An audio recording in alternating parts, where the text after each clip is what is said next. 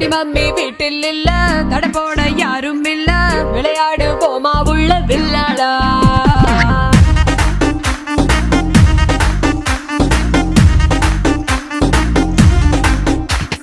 மைதானம் தேவையில்ல, அம்பயரும் தேவையில்ல, யாருக்கும் தோல்வி இல்ல வில்லாடா.